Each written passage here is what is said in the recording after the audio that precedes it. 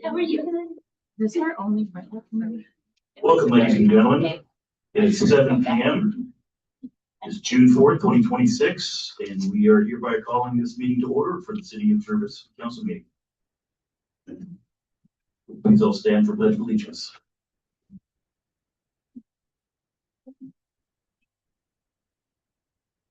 Pledge allegiance to the flag of the United States of America and to the republic for which it stands, one nation, under God, indivisible, with liberty and justice for all.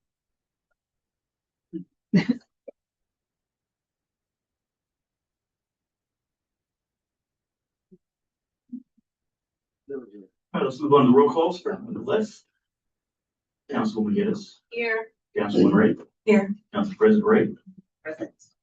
Here. Councilman Gould is going to be a little late. No, No. just begin it. Oh, I'm sorry. Right answer, you gotta do No, you're fine. Councilman Geddes. Great. Yeah. Okay, thank you. And Councilman Gould. Here. That's not my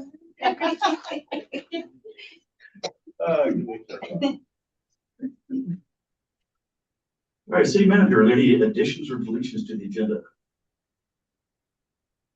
There are no additions or deletions to the agenda. For the record, City Attorney is present remote. Thank you. All right, ladies and gentlemen, we're going to move on to public comments. The Jervis City Council values and welcomes public input and city concerns. Please address the City Council as a whole rather than individual members.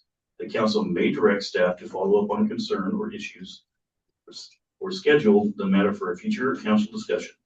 Public comment is limited to 3 minutes per person with an optional 2 minutes for council questions and answers. If you wish to address the City Council, please come forward to the desk with a microphone. Identify yourself with your name and address for the record, please.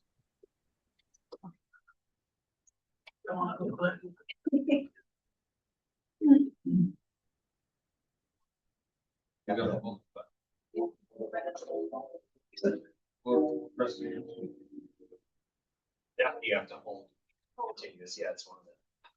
Okay, I'm Tilda Flores, 1173 Wakefield Street, here in Jervis. As my walk up yesterday, getting petitions, there was a lot of concerns about the water and the water bill, and that's all I heard. So that's, and some of them were saying that they were getting double bill. So that's in their brain. This month. For me. Yeah. And then also, the water coming out dark. Out of their water in their digging bath or whatever. The water coming out brown. So that's another issue that I came on. And, of course, the clutter of the cars. Exactly. Do you know the addresses or location where the brown water was at supposedly? Over here by, it's on this side of it, on 7th. Looks like Kyle has something to comment on this. I don't think they do.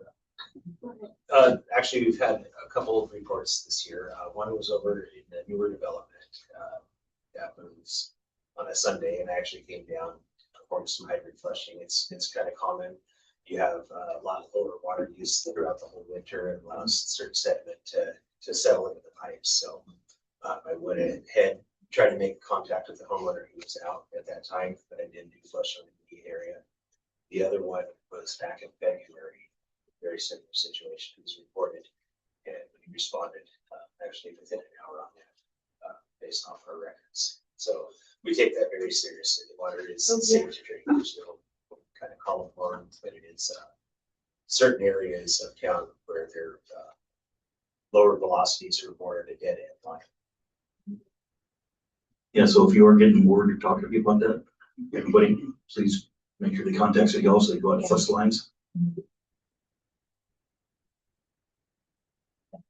That's what they were complaining. Yeah, I heard myself. Yep, thank you.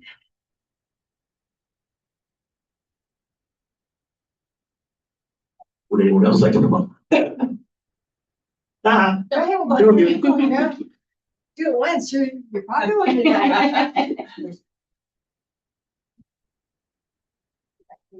out. Thank you. I can start a machine. So we're not seeing any improvement in traffic. It's out of control. I am to the point where I've considered selling my home. And I don't want to be careless. I like it. But the exhibition of speed, people tripping their tires now, parking on sidewalks, and the graffiti is out of hand. So, I mean, we've got to do something. We're to that point. So I put it in your fine hands. Thank you. My name is Becky Newton, and I live at 765 3rd Street. Thank you, Becky. Chief, do you got any comments on that? There's a note in my packet that the traffic engineer for Marion County is going to come out to do a pedestrian study. He said he's confident that he'll have that done by the end of the month, and we'll be here in either July or August to give the results of that and advise what they can or cannot do about that. As far as the graffiti, you guys are aware that we're working on that. We've got a couple people, but again, trying to prove it is something entirely different. Traffic, we are doing traffic enforcement. I just stopped somebody just outside of town 2 days ago at 104. We are doing the traffic enforcement, but the reality is that we've got so many things to turn around and so many things to work on, and we've come up with so many cases that we're just limited in time. And again, obviously limited in staff. I've got somebody in backgrounds right now that'll be coming on hopefully by the end of the month. He's going to be part-time, but it's just a reality that we just, until we get the staff and simultaneously get this mess cleaned up, we're having to deal with cases that should have been prosecuted years ago, and literally every day we're coming up with new stuff. Kind of like a treasure hunt every day and wondering what treasure I'm going to find. So it's just the reality. Thank you. We definitely don't want you to, you know that. Want everybody to stay here and feel comfortable and safe. It's just the timeline and how slow it's been trying to get to it. That's one of the biggest things. Surprising. Like the house across the street from me, their whole fence line had gotten tagged about 2 months ago, and somebody has come over and tagged it with white paint with the word family on it, the old plate. But it's an eyesore. Yeah, the only comment I have is personally, we've been out trying to get rid of a lot of graffiti, but some places don't want us to get rid of it for them. It's unfortunate. But thank you very much. Yeah, and I think us as residents, we should take care of our stuff, our stuff, because only 2-3 people for the whole town. It's not visible, it's like the same thing, we are the eyes and ears of the police force also, and know things. So okay, there's a vehicle that looks like it's abandoned or whatever, call it in, but we're very limited also. No, I understand. Well, and I'm not saying that you're not, but I think, sometimes the residents want, like, the graffiti, like, someone else has to clean it up. Where, I mean, my shop got tagged 5 years ago. I had to repaint my own shop. Yeah. So, I mean, as residents, we're responsible. If somebody tags my home, I'm responsible for cleaning it up. It's my home. Yeah. But no, I mean, like I said, that whole fence line is just going to the field. And it's right on the main street. Well, I can definitely assure you it's not being ignored. Yeah. It's just, Yeah. it's just hard. Yes. Does anyone else like to come up and talk? Something that is also important. I see stuff going on. Something that I'm seeing on Facebook is people are complaining about a particular Mustang that's running around town. They're saying that they've called service police. We've not received any calls. And it's important, like she is coming forward and reporting stuff, which I applaud you for doing. Other people need to do that because we can't fix stuff if we don't know about it. And I've tried to snoop around. We've tried to reach out to this person. on Facebook, we're not getting response. They're saying that we're not responding, but nobody's calling us. So we can't do anything unless somebody reaches out. So I applaud the people coming forward because it makes us aware of stuff. And as a result of what you asked a couple of meetings ago, we've got the county traffic engineer that's gonna come out to try and make some progress. But I mean, like, we were walking down by the high school the other day and this orange Charger came screaming by, slowed down and tripped his tires and took off. And so it's like, you know. Go ahead, Miss. I was gonna say, I'm seeing it everywhere. Just in Woodburn the other day when I was driving, they got the burnout marks. They're all going through certain areas and trying to find locations where they can do cookies. So we're not the only town experiencing it. It's the kids' new thing right now, and unfortunately, we gotta deal with it until they're over that TikTok whatever challenge. Yeah, right. So my name is Mickey Wagner. I live at 166 East Hemlock Drive, and I'm the mayor's wife. I have a couple things. The graffiti, I just want you to know that we started a graffiti clean team back in 2006. And it started with about 6 of us, and it grew to about 20.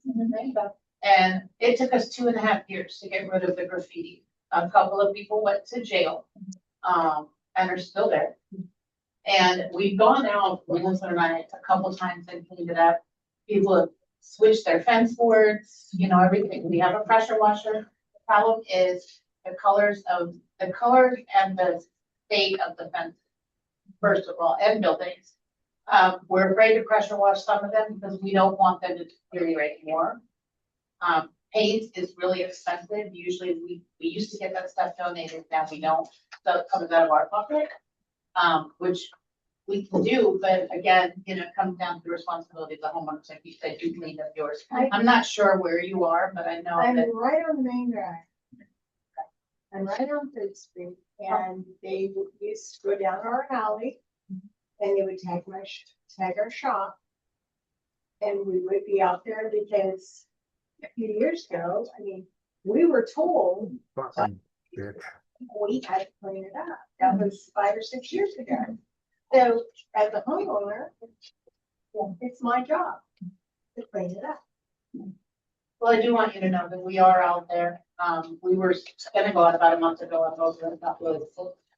So.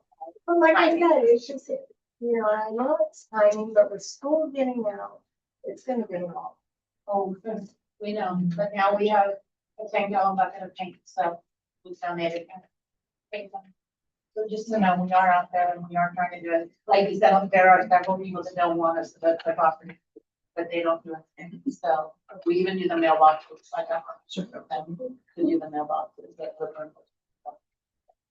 Miller Paint in Woodburn is gonna be donating some paint. I did go over there and they're just waiting to get back. So I'll get that to you guys as soon as they. Is that the one by Walgreens or the one? Yeah. Okay, the Sherwin-Williams donated. They donated a couple 10-gallon, but 2 of them are really dark blue. So, but we're working to find out. So the other thing, she was talking about cars and speed. We live on Hemlock, and I was going to ask if we might be able to get the portable speed sign out on Black Walnut and Grove. Speed bumps don't mean anything to a lot of them are kid drivers. And unfortunately, they go so fast that you can hear them, you know, trying to slow down when a car's coming around a corner or something. And there's a lot of kids out playing right now. So that's pretty important. So I don't know if that's something you can do, Chief. Yeah. Good Grove and. Yeah. And if you don't have, people don't have to come here to ask for that, you know, Yeah. somebody as soon as call us and Yeah. we'll make the trailer available. Okay, perfect. And the last thing is, we experienced this on the way here. There's a lot of corners where you're driving and there's a car or usually a van or a big pickup truck that's parked fairly close to the corner. So as we were coming in, looked both ways, no cars. started to come out, all of a sudden, behind the car that's parked there, there's a car. So luckily I have good brakes, but is there something that we might be able to think about doing that, people have to park farther back because whether it's hedges that are high or cars, it makes it really hard and it's gonna cause accidents. Just very like, And again, that's something that we're working on, but again, there's so many things that we kind of have to prioritize. We're aware of it. I went up to a house a couple days ago and asked somebody to put it in the corner, so. awesome. Well, is that something that we can put on the Facebook page so people are aware? Also, not a lot of people come to council meetings, not a lot of people go through Zoom, so maybe we can kind of do an update or something of, okay, this is what's going on, this is what we're doing. At least, And I don't know if that's, if you pick up one of these packets, this overview, the last 2 pages, or the last page, both sides of it, talk about stuff that we're doing with social media. So we're actually going to be doing increasing the social media awareness. thank you. Thank you. Question for Kyle, when it comes to parking, is that something we would need to put into like our zoning or municipal code, or like, the red, don't park here by the curb corners? I wanted to touch bases to get specific intersections, if there's problem cars. I think it's been about 2 years now. Public Works went ahead and painted a lot of the radiuses along Black Walnut because it was becoming a problem. And, several cars will park right up to that. So if there's certain intersections that stand, that would fall under my decision. So, Yeah, I think the biggest concern area, at least for us noticing ourselves, is the main road right here. That don't have the sidewalks on the right-hand side. It's all gravel. So people are just trying to take up every inch of the gravel up to the corner. And like I said, a utility van sitting there blocking the entire view. You're not going to see anything when you pull up. on the county roads, basically every road that goes through the city that has yellow stripes, it's a county road and they actually don't have jurisdiction on that. But all the other city streets, the Public Works for parking issues. Several years ago, in that Black Walnut neighborhood, we ended up moving most of the adjacent streets to Black Walnut to no parking on one side to address a lot of these site access issues for fire, ambulance, anything like that. And that fielded a lot of complaints, but at the same time, just maybe hear people thinking that they improve the access on their street, safety. Like I said, if there's specific intersections, I like to go out and observe, document, and changes need to be made. You can extend the yellow line, that way it's enforceable, or parking violations. Sometimes it's just a matter of education. Right, tonight is right there at the Dillon, where all the Dillon trucks park, right? Your focus is on the city stuff, which I appreciate that, but with the county coming out, you add that to the list and look at on their responsibility in parking on the side of their county road. Right, and I just talked to him again yesterday and had a pretty lengthy conversation about all of the stuff, because again, we're seeing the same thing and we're hearing it.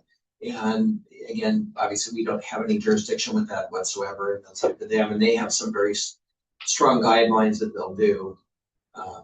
And like the city of Amsville has been trying for pedestrian crossings, for a pedestrian crossing someplace on their main street. I'm not familiar with Amsville. He said 4 years, and it doesn't meet their criteria, and they will not make an exception. So they have very tight guidelines, and they do it for a bunch of legal reasons and ADA concerns, that if they put in a crosswalk, the walk has to be ADA compliant, which is thousands of dollars. There's a whole bunch of stuff. So it's not just a point of just put stripes down. There's a lot more entailed, and that's why they have to do an official study. And one more thing, I just wanted to let everybody know, the Fire Station 23 is officially manned by a 4-man career crew now. So that should help us. The filtration system fixed. Yes. Are there any more public comments before we get on with this very long meeting tonight? One thing I would like to do real quick is just to introduce you to Steve Albert. He's our new officer. stand up and say hi. I know that a lot of people have not had a chance to meet him, and I just wanted to make sure that he came in and said hi to people, so people kind of see him. Very open, very experienced in community policing, very open to talking to people. Just a wonderful asset to the department. I'm glad to be here to get to know you and your issues that you want me to focus on. Welcome to Juris family, Stephen. Thank you.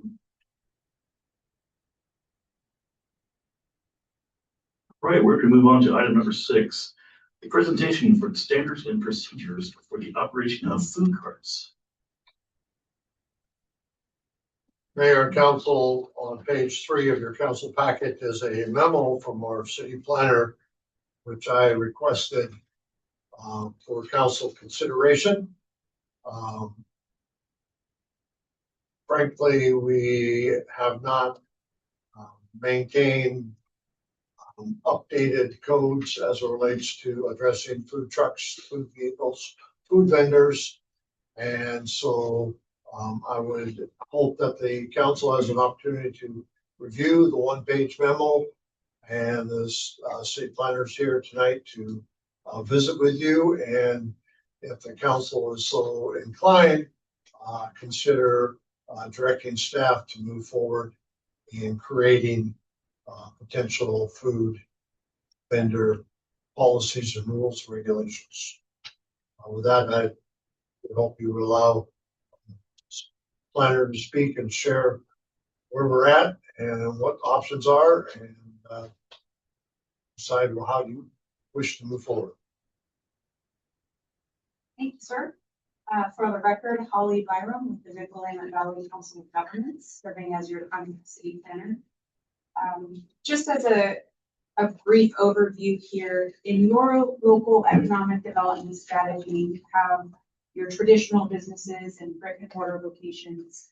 You have home occupations, which are businesses based out of people's homes, and there are standards for those in your development code. And then you have this whole other class of more of these mobile temporary businesses that are regulated by your municipal code.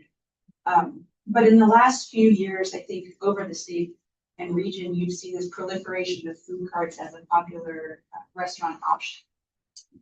And there's a lot of benefits to allowing food carts in your community in terms of a low barrier to entry, a new business startup, testing their menu, developing the clientele. Sometimes they launch from there into a more permanent home. I think there has definitely been more interest in Jervis in the last couple months, folks asking to open a food cart. The issue currently is that your municipal code only allows these types of merchants for 45 days at a time.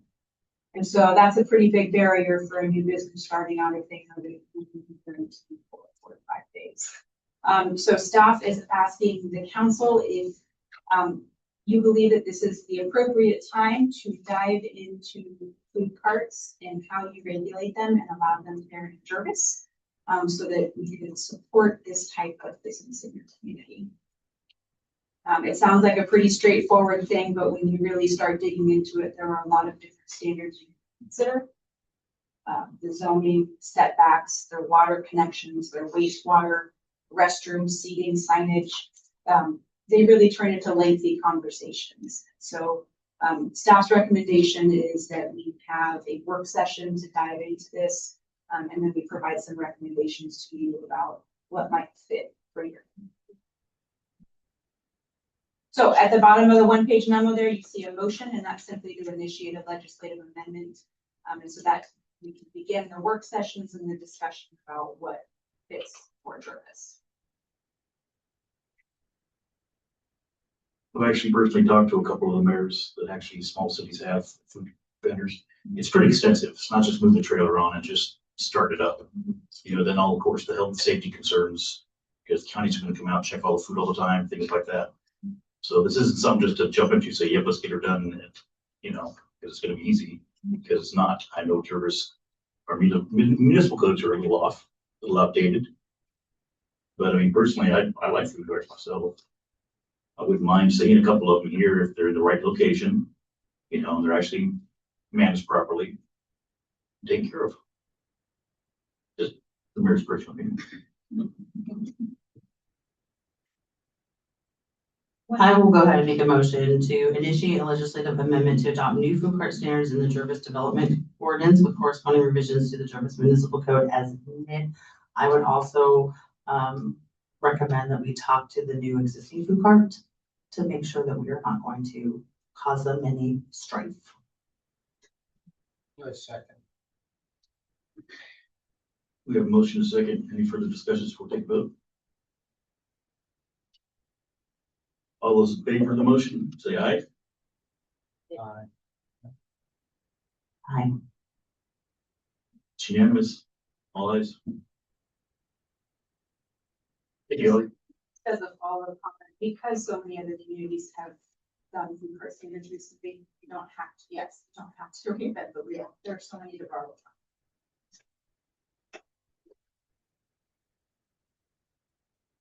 Right. On to item number 7, the consent calendar for May 7th.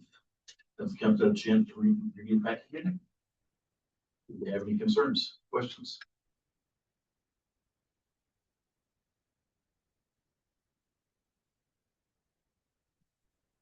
I'll make a motion to approve the consent calendar for the minutes of May 7th, 2026.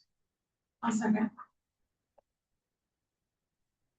We have a motion and a second to approve the May 7th consent calendar. Okay, fix my glasses. Take a vote. All those in favor? Aye. All right. 4 ayes, 1 abstain. Thank you very much. All right, now, starting with the meat and potato for tonight. First item is a public hearing. You want me to just go ahead and read this one, Rick? Yes. The variances. All right, public hearings for files number VAR 2026-01 and VAR 2026-02 for 300 Douglas Avenue.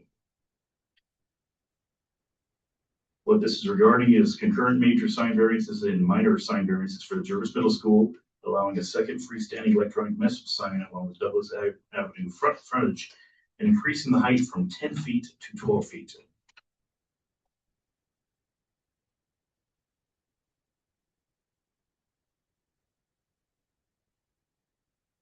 So we will begin.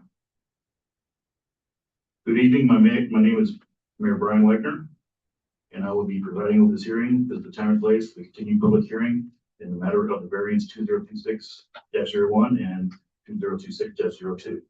The hearing is now open. It is 7:28 p.m.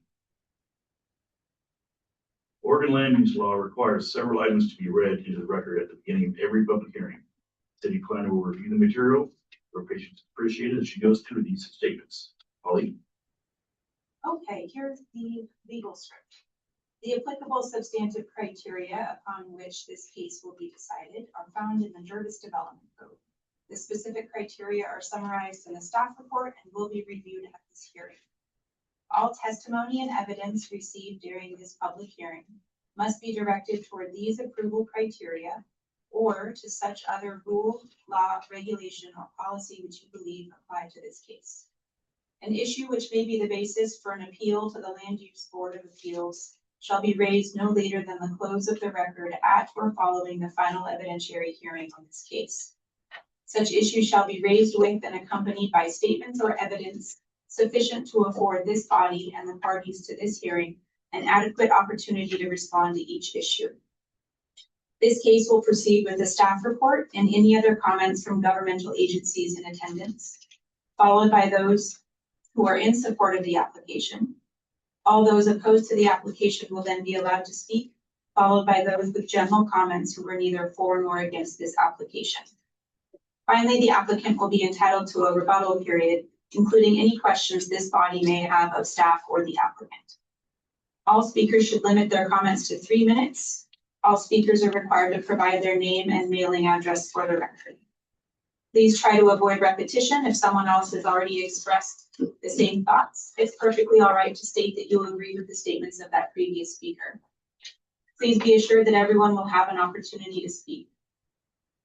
If you have documents, maps, or letters that you wish to have considered by this body, they must be formally placed in the record of this proceeding.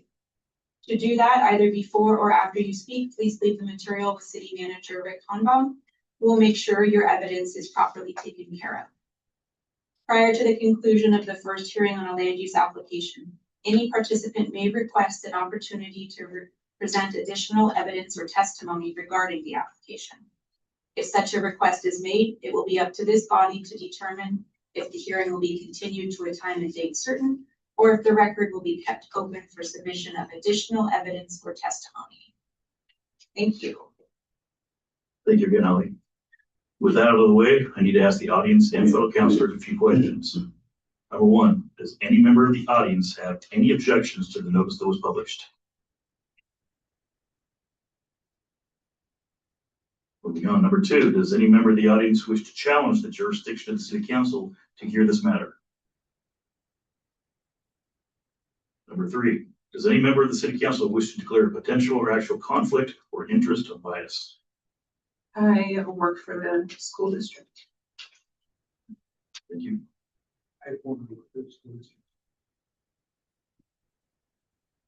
Does any member of the city council wish to report any site visits or ex parte contacts?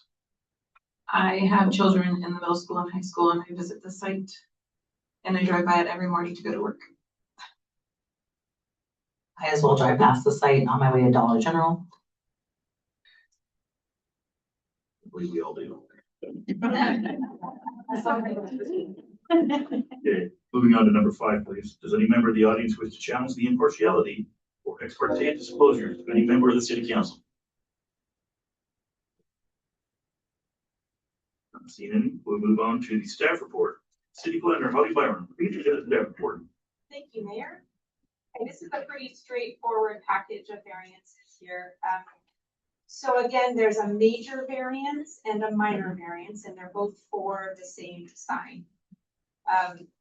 The major variance is because your code says that you're only allowed to have one freestanding sign per street frontage.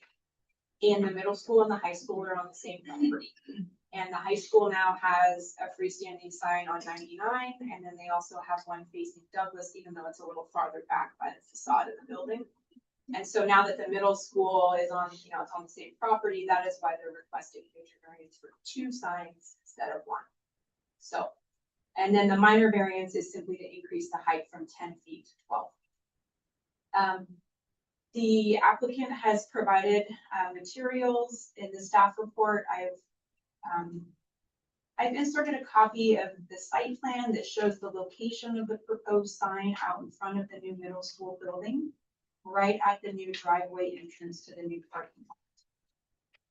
And then I've also provided an elevation of just a very basic electronic message sign there. And so in your development code, you have standards for sign variances that are a little bit different than any other variance type that an applicant could apply for. Just to keep it brief here, the applicant states that this street frontage along Douglas Avenue is extraordinarily long. You have 2 different school campuses on the same legal property. Those 2 school campuses have very different messaging in terms of the focus of the different schedules and events happening. Overall, they state that this is a service to the community, the general messaging that it's providing. And so it's appropriate for the visibility of these messages to the traffic passing by on Douglas Avenue. The 12-foot height does match the sign installed at both the elementary school and the front of the high school as well. So those minor variances were granted recently. So you can see the applicant's responses as well as the staff findings here. But ultimately staff is supportive of this application because of the size of the property and the distinct messaging for both the middle school and the high school signs. The recommendation is to approve the 2 variances subject to the conditions of approval included in the staff report. Those are pretty basic conditions of approval, simply that they're required to get any structural and electrical permits from the county, and that they keep that sign out of the vision clearance area just for traffic safety. So that's pretty standard language in there. At the bottom of page 6 of the staff report, you'll see the city council options, and the recommended motion is A. I'm happy to answer any questions. Otherwise, we can move on to hear any statements from the applicant or public testimony. Pretty straightforward. That's pretty standard. I like the fact that it standardizes what we already have. We already have 12-foot signs. The other thing is the higher they are, the easier it is on your eyes when you drive by at night. That's a fact. Okay, I want to take the applicant's presentation. Is the applicant presenting anything recorded in this file tonight? Nothing on the screen. We'll now move on to the proponents. I'm going to accept public testimony regarding this case. Anything from the public?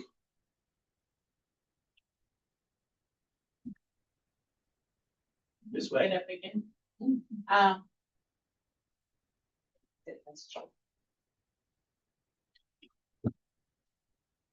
Again, my name is Mickey Wagner, 166 East Hemlock Drive. As far as the signage at the schools, I like the fact that they're saying that they find that it would be acceptable, because not only do the schools, along with Data Vision, put up the school information, they also put up events happening in the city. So they collaborate with the different businesses, nonprofits like CPT. And so they do a lot of things for the community as well, or with their signage. So to me, it's a benefit. Thank you. Seeing no one else, we'll move on to the next item, which is the opponent's testimony. Is there anyone who would like to speak in opposition to this application?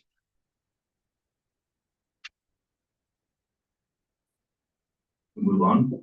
Is there anyone who would like to speak neither for nor against this application? Ms. Neutral.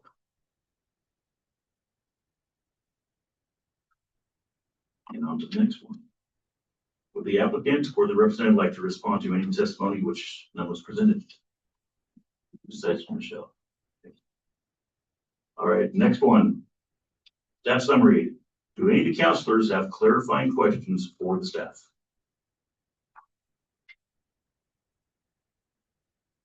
I don't have clarifying questions. It is.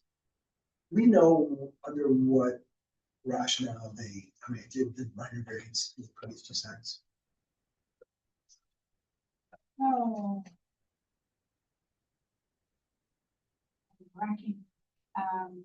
I think it was both visibility and the existing signage that was in front of the high school. I believe they matched that or reduced that. So it was actually an improvement, what my variance was, I believe. If I remember correctly. Yeah. Thank you. I don't really know how this works, but like with the sign being where it is and it being night, there's a lot more houses, I feel, on that stretch of road. I don't know if the light's gonna necessarily. There's a requirement, I think, for that, Holly, yeah. For the brightness of the sign? Yes. I don't believe the city of Jervis has adopted brightness standards for the sign, but the county commission, I know ODOT does, for sure. I don't know if there's been a discussion about hours of operation for those signs, if that's been an issue in the past. I don't know, because the last one that was there was smaller, and now it's gonna be over people's fence signs, so I think we might get some feedback if the sign goes up and it's too bright, was just a question I thought of. Yeah, the code doesn't currently contain hours of operation, but that's certainly something the council could talk about.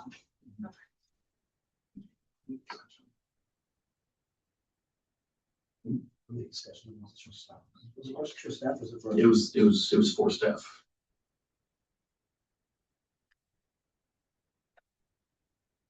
We'll move on. Are there any requests to continue this public hearing? Next. Before I close or continue the public hearing, are there any additional questions from the council or staff or anyone? As a reminder, once I close the hearing, only councilors or staff may speak.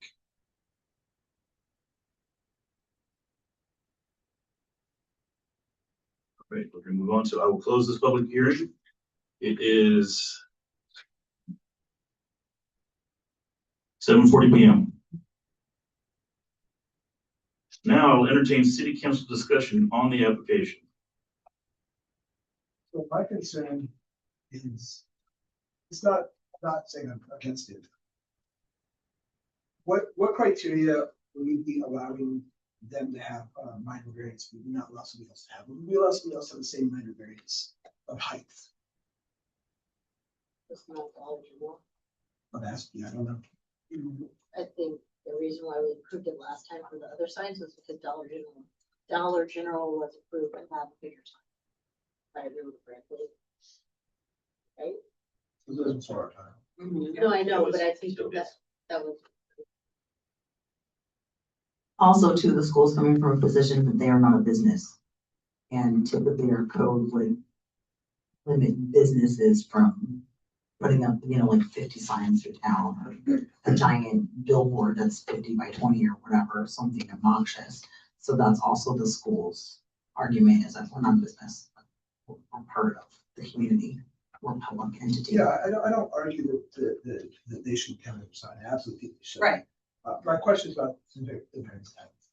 Is it, because I read it says it's necessary, and I'm like, okay. Why? Why is it necessary? And again, it's not saying I'm saying we shouldn't. I just don't want to bias. If someone else wanted to say, would we allow them? And that's probably the question I have. Is this something that we should change in our code if we think it's acceptable to have it that high? If we keep on making the exceptions for height, then we should change the height of the code. I agree, but right now, so far, the school's the only one asking for variance. So it's my question to the council is we're all agreed that maybe we should possibly do it in the future because 12 feet is it too high? I can understand. It's also a question for the community though, too, like how they feel about Also, this. sign height. Right, agreed, yeah. Yeah, between 12 feet, something where we. But we're okay with anybody doing it? Because if we aren't, the answer to the question becomes, why that one? And again, the argument was that they're not a business. Well, that's good. Anybody could do it. It doesn't have to be a business, like any sign. Are we okay with that? Because again, the argument they're not a business, well, so somebody doesn't, not as a business, maybe they're running for political campaign, they want to have a sign up. Under what criteria do we say, okay, this is okay? And again, I'm not saying no, I'm just saying we're not biased.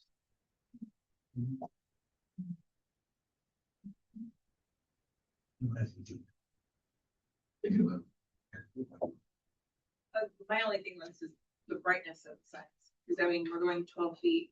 The elementary school seems to be okay. I haven't heard any complaints. But middle school, it's right there.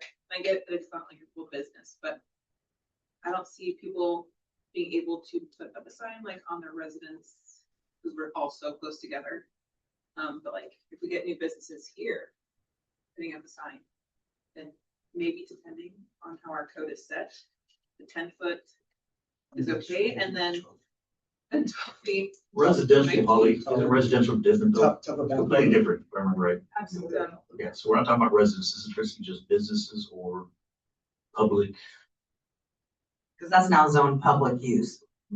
Yeah. Public use. So public, commercial, and industrial, all kind of the non-residential signage. Mhm. If it's helpful to this discussion, Please. one of the variance criteria says that the variance will not result in a special advertising advantage in relation to neighboring businesses of a similar nature. So to the point about it not being a business and providing a community service, perhaps that's the criteria that we would rely on if any other type of competitive business were to make that application. That it would provide a special advertising advantage over other businesses. So that's just something to think about. Thank you.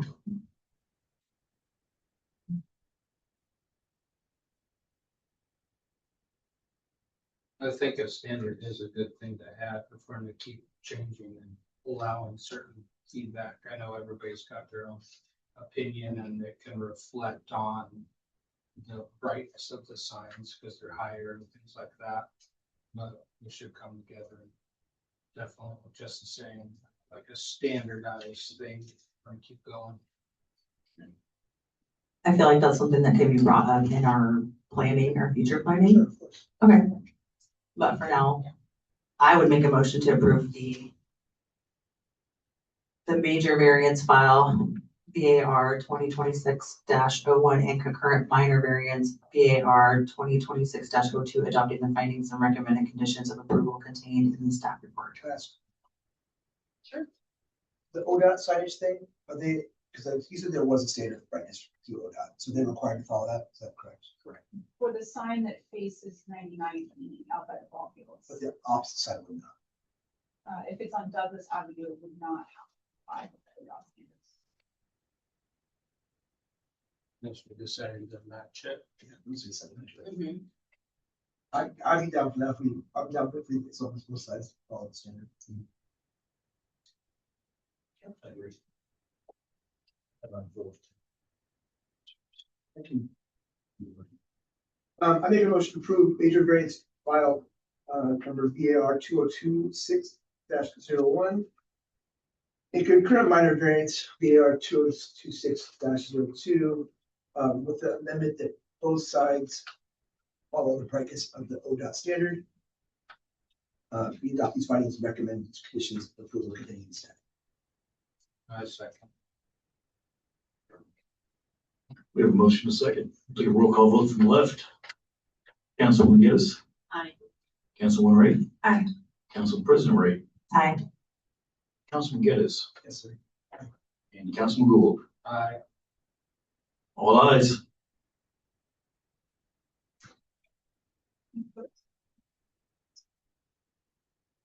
All right, thank you to the members of the public who provided testimony this evening. The notice of decision and appeal rights will be mailed to all participants.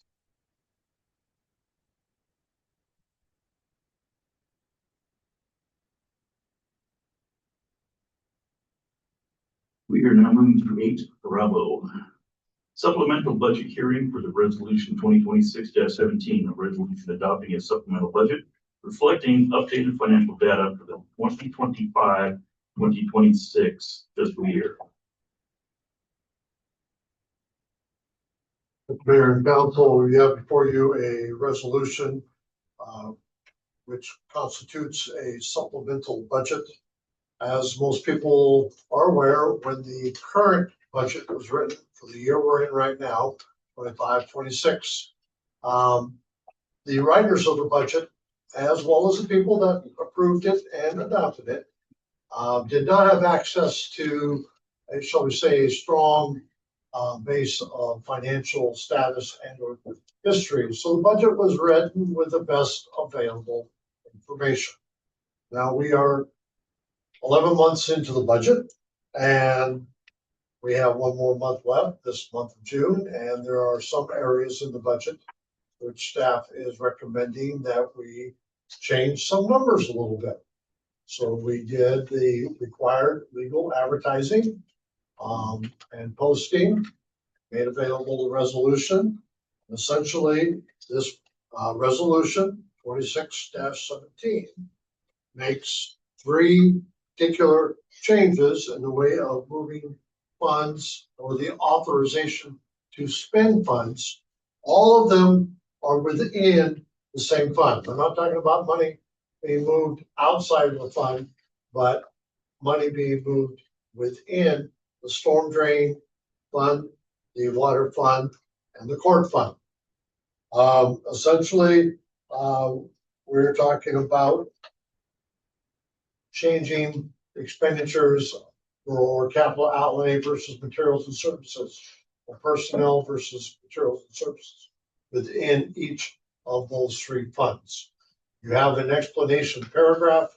The most common example would be the last one, which is the court, where the budget budgeted the money for the judge in the personnel section. The judge is a contract. We don't do payroll.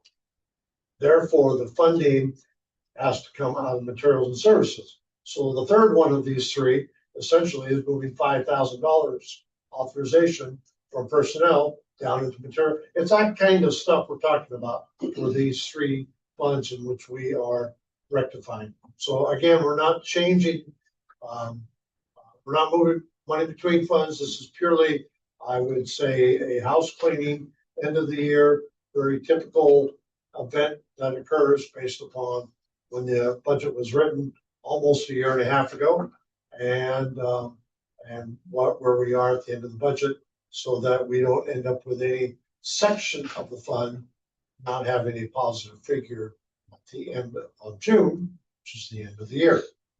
I'd be happy to speak to additional elements of it, but I would suggest that if you have questions, you listen to the public and see if there's any concerns.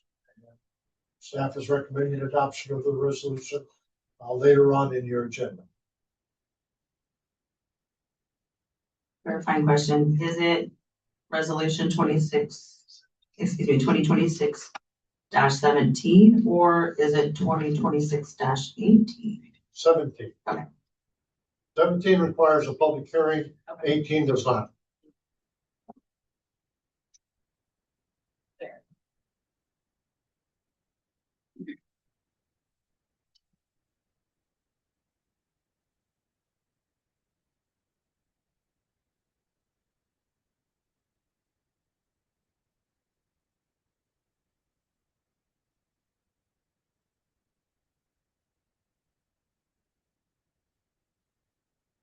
So this is basically cleaning up what, from everything that was done over the last year and a half, it's just clean up. Yeah.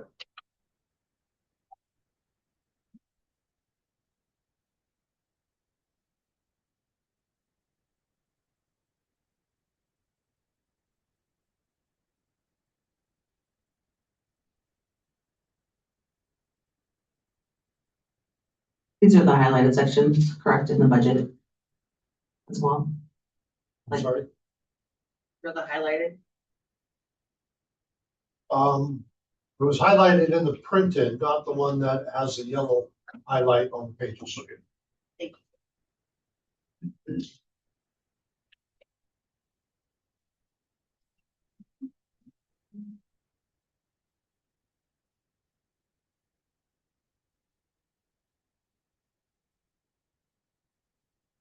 Any questions before we move on to the public hearing?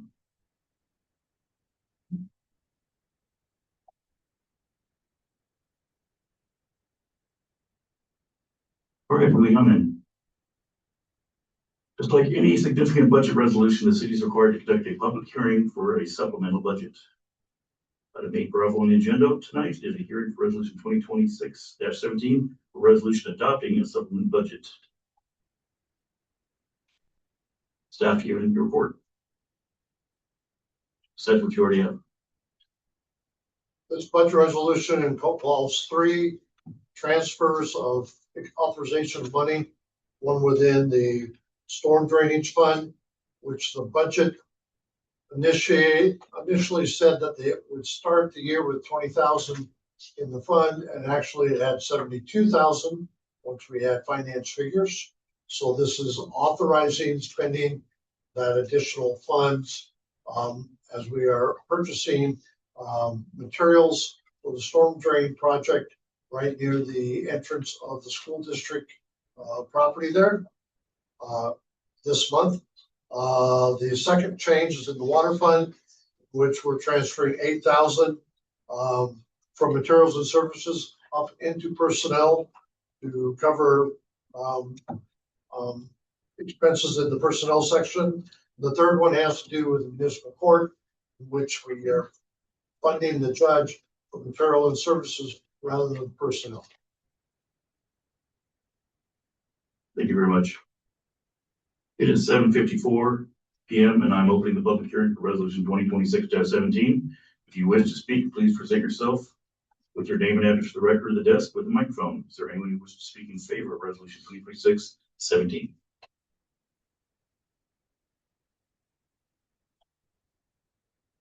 Anyone wish to speak against it? Does anyone either neither for or against what would like to speak regarding the proposed resolution and supplemental budget? Staff, Do you have any additional comments or responses? No, Council, do you have any questions for the staff? Pretty cut and dry. All right, it is 7:56 PM. I'm closing the public hearing for resolution 2026-17. there's business items on your agenda later on. Thank you.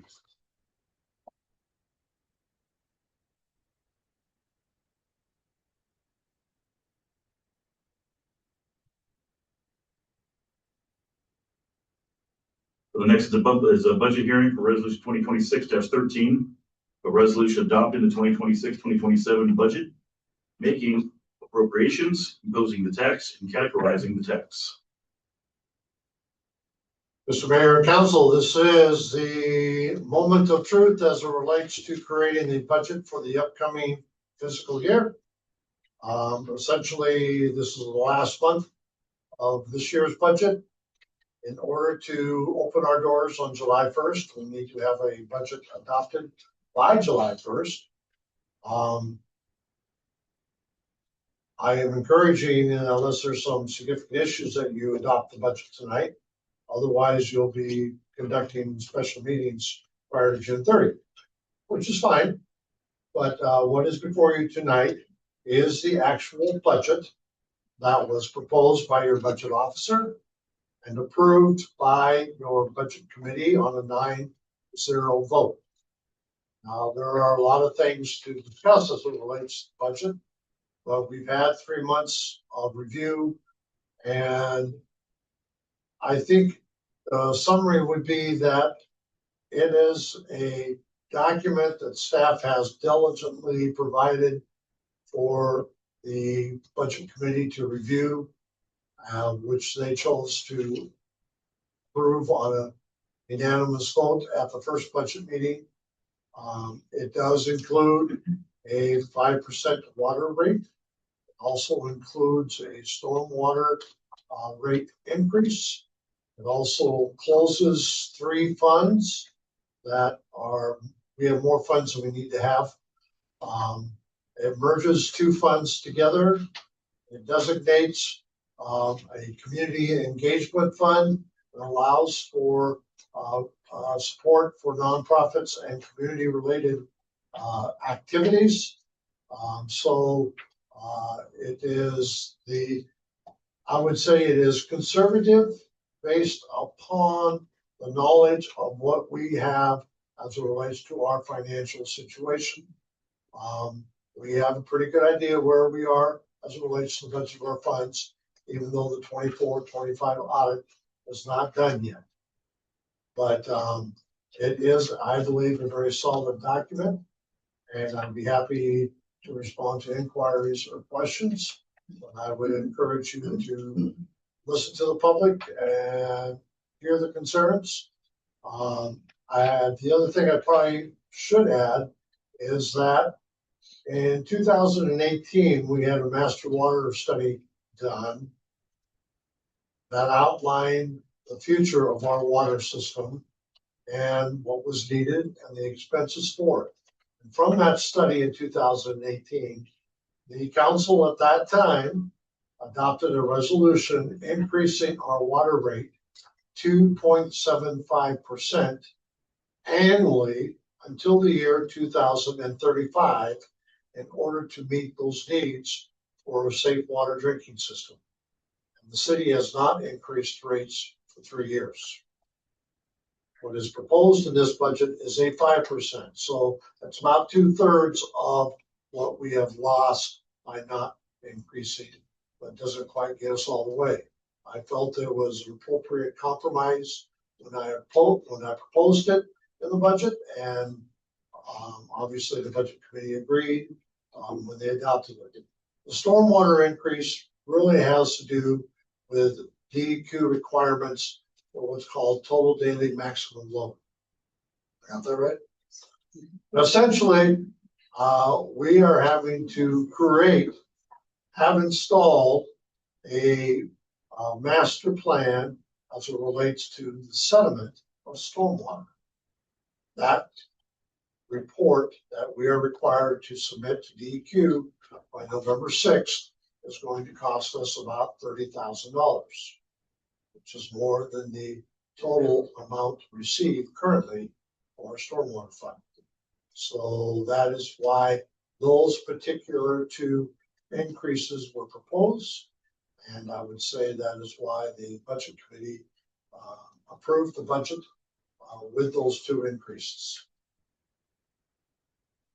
Knowing it's my first year as your budget officer, the intent was not to come in, make a whole lot of changes. The intent is to operate the ship as it relates to our financial history, document whatever changes we make, and plan for the future.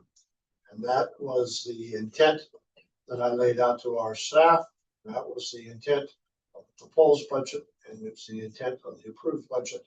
It's what I, with the support of my staff, bring to the council tonight. Thank you very much. It is 8 p.m. and I'm opening the public hearing for resolution 2026-13. If you wish to speak, please present yourself with your name and address to the record, to the desk with the microphone. Is there anyone who wishes to speak in favor of resolution 2026-13? Anyone wish to speak against it? Is there anyone either for or against but would like to speak regarding the proposed resolution and supplemental budget?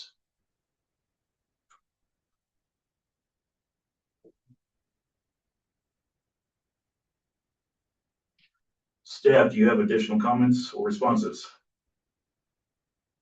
Thank you for your consideration and the time that you have spent and are spending to deal with this important planning document for the city. Thank you.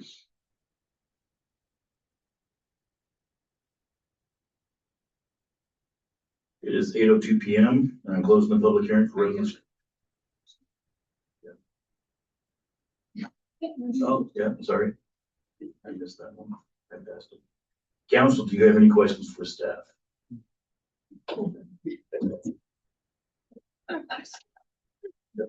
I do. I have one question. I have the wastewater fund number 210.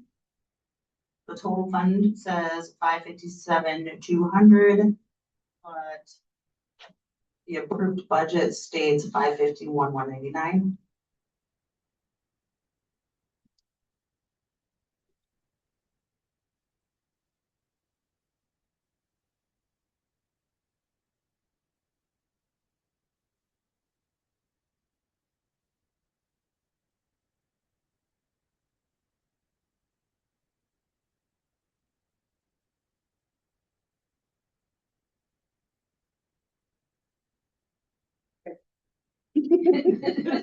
She's good.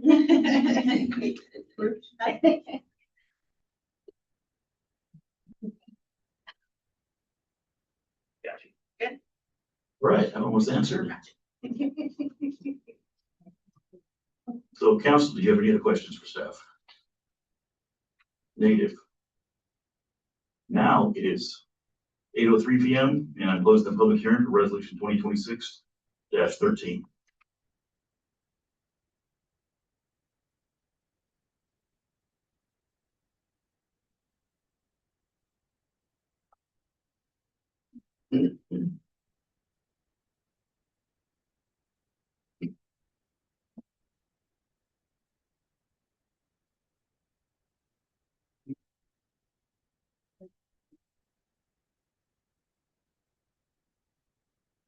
There's a printed motion on the back of the script that you should consider. Is that where I'm missing So that? I was like, wait a minute. There we go. 2013, right? Thank you.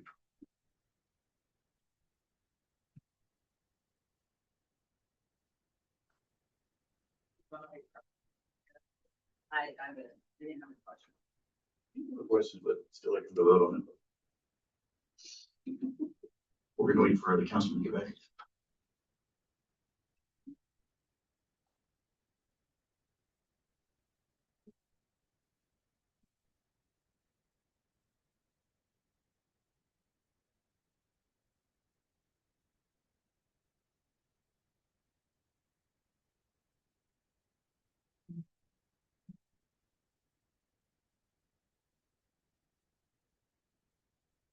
Well,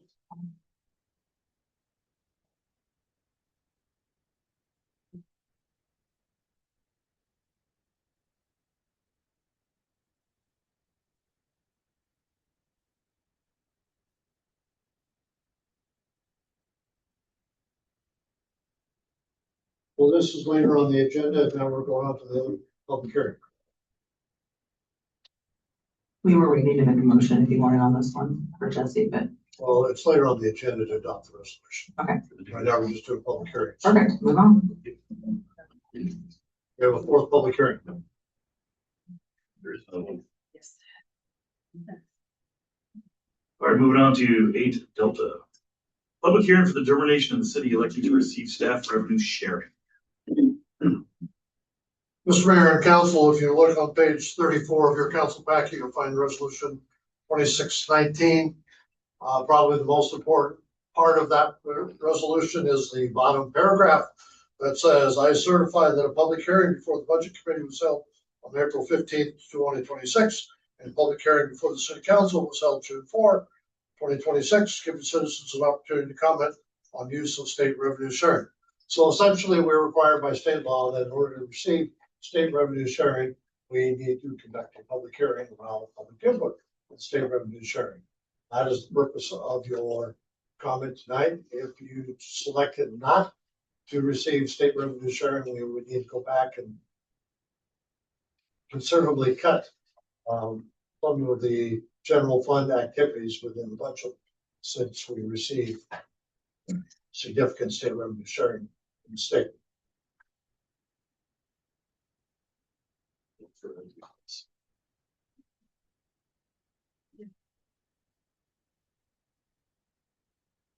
Was this a public hearing also?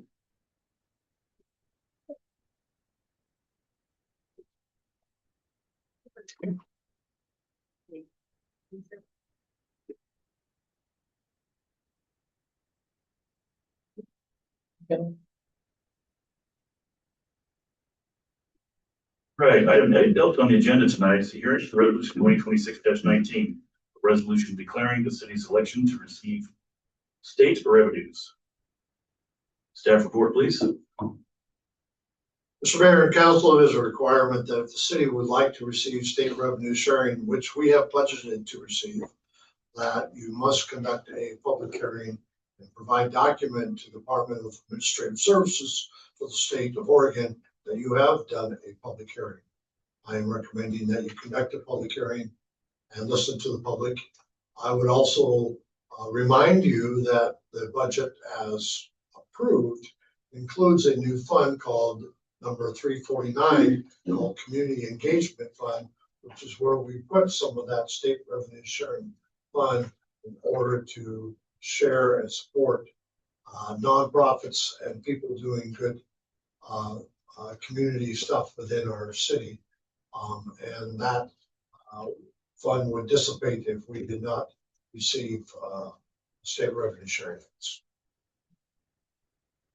Thank you.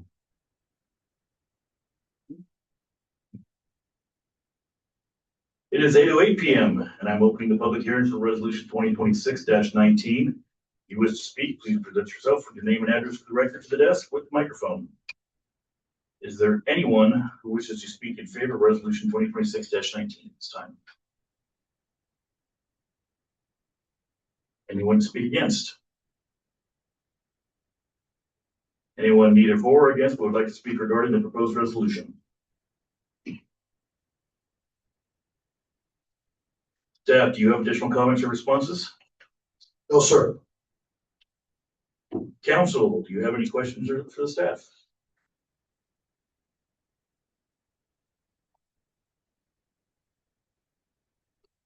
All right, it is now 8:09 p.m. and I close the public hearing for resolution 2026-19.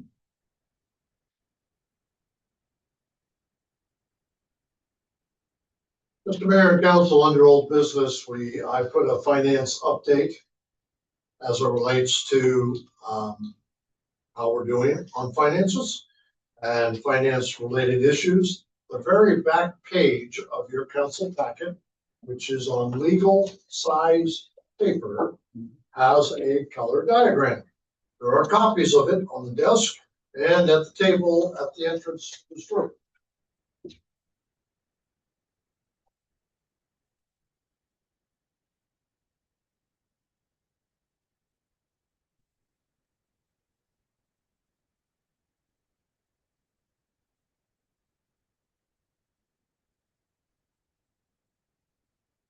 There's a lot of numbers on this page, but I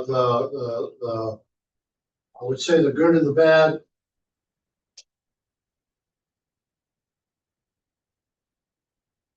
And the ugly all are part of this particular page. But it does provide a history as to where we have been in the last 5 years, financially by fund, as well as where we are as of the last day of April, 4/30, January, February, March, last day of April, in the green. And so your funds are on the left-hand side as it relates to the balance of that fund. In other words, as of the last day of April,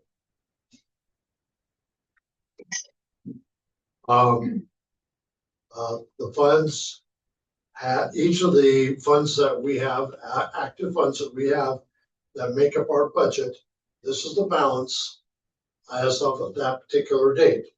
And there's a figure down at the bottom of 3.6 million. Which comes darn close to matching what we have between our checking account and our local government investment pool. So this is actually what we have on hand and earmarked for each of these funds. Some of them are in better shape than others. All of them have black ink. I would make sure you're aware of that, because we have done no less than 4 supplemental budgets this year, and we have covered ourselves a little bit more thoroughly, including the $200,000 loan that the wastewater system development fund made to the general fund. That is still an outstanding loan that's in place. So the balance of the 434,000 on the very top line includes that $200,000 loan. The balance of the sewer system development line, which is Fund 335, which is 845,000, that is missing 200,000 because it was kind enough to loan it to the general fund. So, but this does give you clearly the status of each of our funds. Now, the next 2 columns to the right is really what our current year's budget authorizes us to spend and what we have actually spent. Now, that budget figure has changed because every time we do a supplemental budget, including the court one tonight, every time we've done a supplemental budget, we change that budget number. So what you have in front of you is the amount budgeted to expend for the year we're in right now. And as of the last day of April, what we have actually spent. Staff has worked pretty hard to watch our dimes and our nickels, sometimes our pennies, but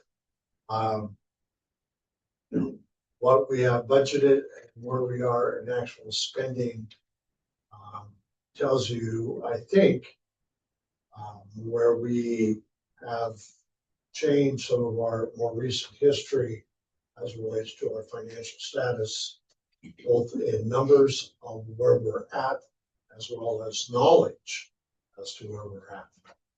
Now, we still have the 24-25 audit to finish up, which is the next thing on the agenda after we get done with the IRS issue, which I'll talk about when we get done with these figures. But that's all I really want to share tonight is what the figures are offer an opportunity either now, follow-up questions at later time as to where we are at. But my attempt here was to provide you with a clear portrait of our finances as of the end of last month. Any questions about the chart itself? It's really nice seeing everything in the black right now. The only question I actually have, that I don't remember, is what's the bike construction fund? Is that for? We have a bike construction fund that exists that has not been active at one time. I understand there was a consideration of doing a bike path to Woodward along the tracks. But to the best of my knowledge, there's been no intentional fundraising or plan development for that particular project. We have about 15,000, I'd have to look it up, but we have about 15 grand that has sat there and we haven't touched it, we haven't done anything with it. Yeah, just one for me, thank you. When I first think of like, they're right up like next to the railroad tracks. I don't know, Portland, they do it, they got the big wall. I know, they have Go big around walls, there. we don't know. And, yeah. That would be cool, Yeah. especially for the kids. On the backside of the ones that are in the council packet, but not on these, is our current debt. Our history of our debt, what we have outstanding in the way of bonds and other stuff. So that is our debt picture, which for a small city is darn good. We do not have any significant debt. Especially when half of it is from ourselves, so hey. I would like to talk about the finance elements of my staff report, which start on page 84.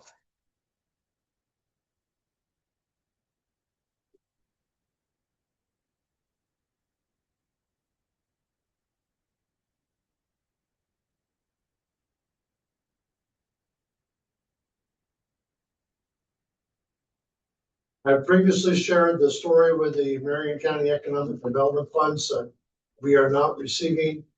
We need to do some forensic accounting work on this particular issue. It's behind in line between the IRS and the audit and some other finance stuff going on. We have IRS, you got a list of finance priority projects on page 84 on where things are at as it relates to what we are working on internally as it relates to our finances. I can share that we have reached our opinion as to where we are with IRS. And today we communicated with them. We found I shouldn't say we, our finance specialists found a payment of about $9,000, which was not reflected on the IRS report. We don't know yet. We don't know yet. But my anticipation is that they think we owe about 21,000. If the 9,000 appears, it will be less than 21,000. If the 9,000 does not appear in the right place, then I anticipate we will owe somewhere in the figure of 21,000. This is from the city not filing federal payroll taxes for the first 3 months of 2024. We found the form, the original one, in fact, so it never went anywhere. But there were some financial figures that needed to be addressed. It's reporting things. And so, essentially the IRS sent us a letter saying, we want an appointment with you at 9 o'clock on such and such a day, be in your office. And we worked. We had a conversation, did some research. They've done some research, and we are wrapping this one up. We have until June 23rd to pay whatever it is we owe. Thank you for going through all those transcripts. You're very welcome. Today, Deanna, Kyle, and myself did an online conversation with representatives from the federal ARPA funds. There was an annual report that they could not locate and which the city had not provided previously to today. And that particular one we can cross off. We also started the process in closing that particular account with the feds since that wastewater project is completed and we've spent all the funds. That closing process still needs to happen, but we are no longer in non-compliance as it relates to the annual report that they have not seen. The 24-25 audit is still in process. We got set aside in order for us to deal with the IRS, as well as figure out whether or not what IRS was telling us was going to create a change within the 24-25 audit. So once we have the IRS thing summed up by the 23rd this month, we're back on task. I'm hoping that we have it done by the end of next month. It's really about the auditor's staff scheduling time in order for when we can get back in on that particular. It's mostly about reconciliation of reports, significantly our payroll reports as it relates to being on the books and balancing versus actual payment of payroll that and it's not about what was done, it's about whether or not we can provide the documentation of what was done. Keep in mind, I begged the entire community for a copy of the 24-25 budget, and nobody has one that has the budget with all three columns, because again, that documentation is what we are challenged in not being able to locate and use as a reference point. So, construction excise tax reconciliation. This has been one that this has been one that's been bothering me. We will be sending a letter to the school district regarding what we believe our standing is as it relates to the balance of the tax, construction tax reconciliation. Based upon current available information, we think that we have paid more than what has been required based upon a double payment that was made in late 2024. Yes. There was a double payment made in late 2024, in which got put in a different school fund than the normal one. Sort of this accounting type process. So we anticipate we will be composing a letter stating that here's our records, here's where we think we're at.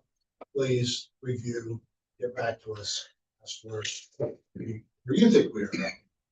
Well, that is communicated, that should get out within the next week.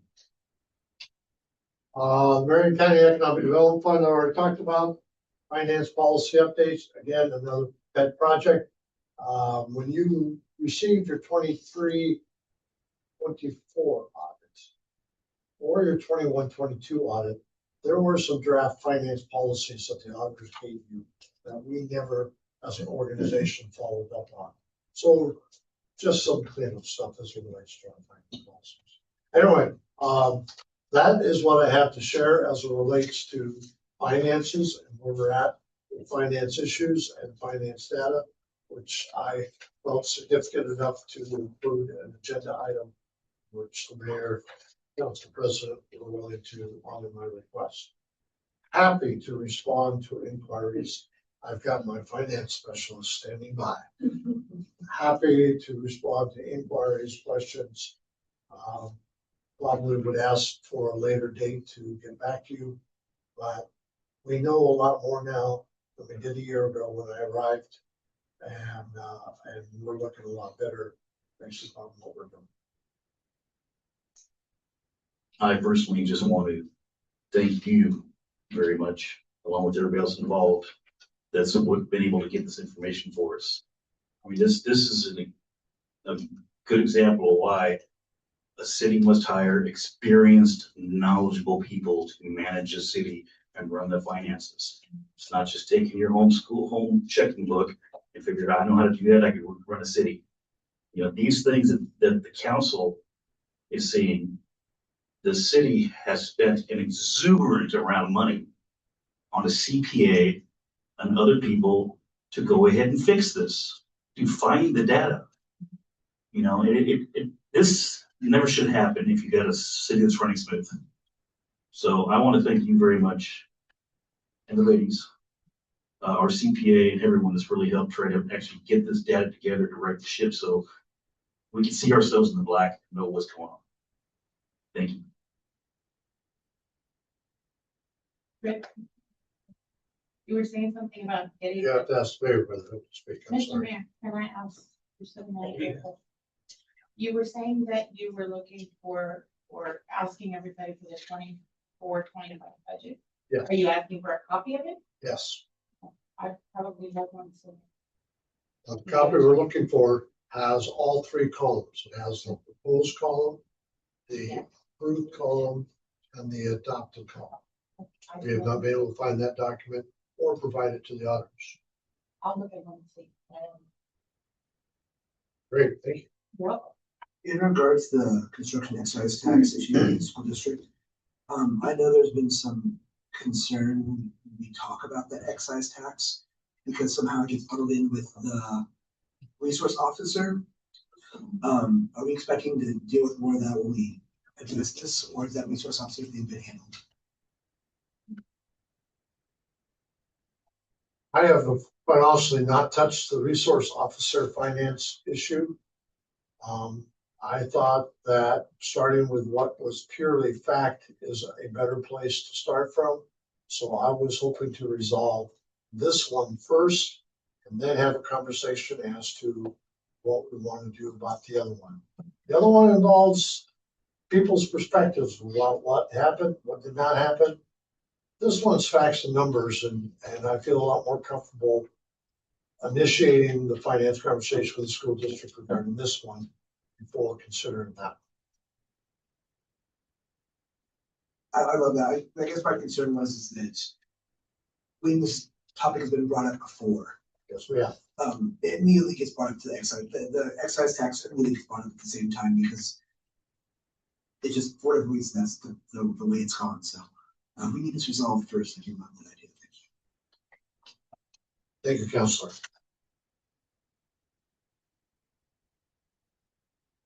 Anyone else in the council have questions? Not seeing any, we'll move on to the new business. New business, 10 Alpha, Resolution 2026-17. A resolution adopting a supplemental budget reflecting updated financial data for 2025-2026 fiscal year. Mr. Mayor, Council, you held a public hearing earlier this evening regarding these.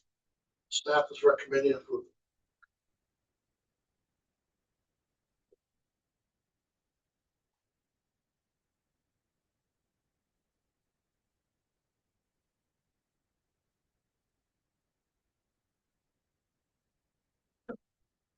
Make a motion to adopt resolution 2026-17A, resolution adopting supplemental budget reflecting updated financial data for the 2025-2026 fiscal year. I'll second the motion. We have a motion and a second to accept resolution 2026-17. We'll take a roll call vote from the left, please. Councilman Geddes? Aye. Councilman Wright? Aye. Council President Wright? Aye. Councilman Geddes? Aye. Councilman Gould? Aye. So right, earlier while you were not here, I meant acknowledgement to everybody counting.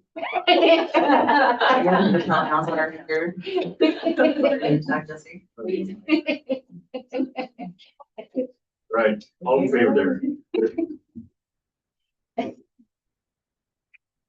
Mayor and Council, you have before you resolution 2026-19, resolution declaring the city's election to receive state revenue sharing. Staff is recommending approval. I make a motion to approve resolution 2026-19, a resolution declaring the city's election to receive state revenues. A second. We have a motion and a second to approve resolution 2026-19. Roll call vote from the left. Councilwoman Geddes. Aye. Councilwoman Wright. Aye. Council President Woman Wright. Aye. Councilman Geddes. Aye. Councilman Gould. Aye. All ayes. Mr. Mayor and Council, you have before you resolution 2026-13, adopting the budget. Staff is recommending approval.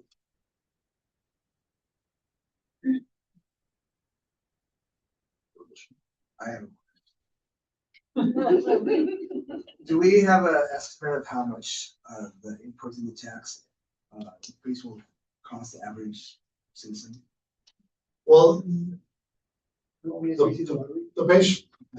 base rate for utilities, I think, you tell me if I answer your question. Yes, please. Right now, the standard amount that a customer pays monthly, if they don't overuse anything, is $95.75.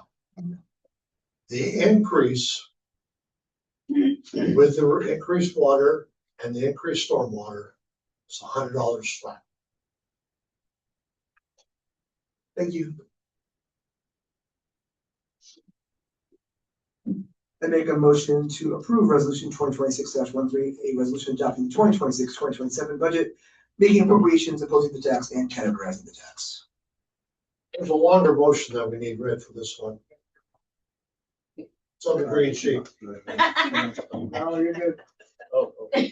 Things particular. Got this. I move to adopt resolution 2026-13, adopting the 2026-2025. Yeah, Two motions, so. It's all one long motion. Yeah, but there's this is two copies. Making appropriations, imposing the tax, and categorizing the tax, correct? All right, one. Yeah. A, adopting the approved budget for 2026-2027 fiscal year in the total amount of $6,780 and making appropriations for the amount of the fiscal year beginning July 1st, 2026 for the purposes reflected within the resolution 2026-13 and imposing the taxes provided in the approved budget at the rate of 8.0853 per 1,000 of assessed value for tax rate and categorizing for the year 2026-2027 upon the assessed value of all taxable property within the district. Second. We have a motion and a second to accept and adopt resolution 2026-13. Your roll call vote for the list. Councilwoman Geddes. Aye. Councilwoman Wright. Aye. Council President Wright. Aye. Councilman Geddes. Aye. And Councilman Gould. Aye. All ayes.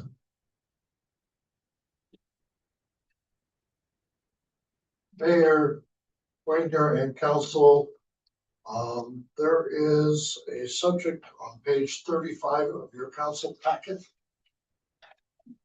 that the city planner and I would like to bring forth to you. Essentially, our zoning is incorrect.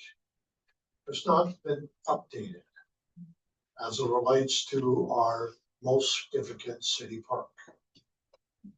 Those lots are still zoned as residential. When we move forward in urban growth boundary discussions, housing discussions, need for housing, how we count our property that is available for development makes a difference. So what is before you is this memo written by our city planner, who can provide a lot higher degree of insight than myself, with a suggestion that you consider directing staff to make some changes. So with that, Madam Planner, Thank you, sir. I just love how this is sandwiched in the budget resolutions here. To keep you on your toes. Okay, so this is a question about cleaning up your maps. Just as a refresher, all Oregon cities use a two-map system, comprehensive plan map and a zoning map. Currently, actually, both of your city parks are in residential zoning and designation. They are permitted to be there. It is an allowed use in a residential zone.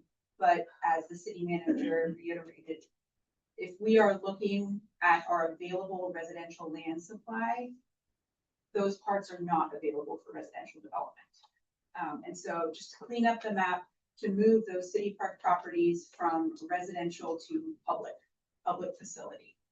And so what I have there is just on page 2 of this memo, just showing you, it's actually both city parks, both the Elm Street Park and then the Jervis Community Park at, Black Walnut, you will notice that the Elm Street Park is actually composed of 2 small subdivision lots, and then the community park, the larger park, is actually composed of 3 different parcels. And so I wrote those out in the table there just to show you how that looks. But staff's recommendation is simply to do a very small package, a general plan map amendment, and zone change, just to move those from residential to public. There is a motion at the bottom there to initiate this project. One other thing came to mind this evening, and this is a question for Kyle, because I've asked everyone on this side of the room, and no one can answer this yet. The city property at the end of Juniper, where the deed gap exists, so Juniper and First, is that a well? It is adjacent to our second well site. Without seeing the map in front of me, I don't believe it affects that property. It is the property adjacent to it. Okay, there is a city-owned property over there that might be included in this project, just to change it from residential to public facility, if the intention is to keep it as a long-term public facility there.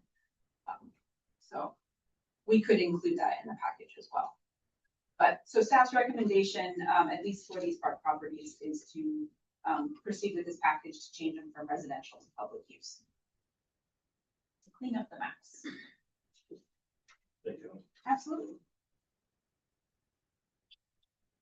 I make a motion to initiate a small general plan map amendment, GPMA, to change the designation of 2 city parks from R residential to P public use. The concurrent zone change to change the public parks from R1 and R2 residential zones to PF public facility zone. That person said it. I didn't get a second, sorry. We have a motion to second. I have a real quick question before you guys keep on. What would it benefit the city to change that from commercial to? To public. When we look for grants and things like that, our zones have to be correct. Not only that, when we're looking to, we're gonna do an evaluation of how much land we have available to build new homes. And they're gonna count that park as buildable land if we don't rezone it. Pretty much. They would basically count land that we don't wanna build on. It clears up this, I was like, wait a minute here. What are you guys doing? Just cleaned up the inventory. I'm not going to sleep.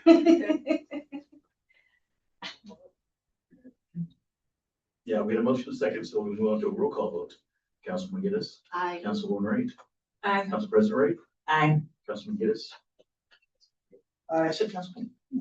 Yeah. And Councilman Golden. Aye. All ayes. Mayor and Council.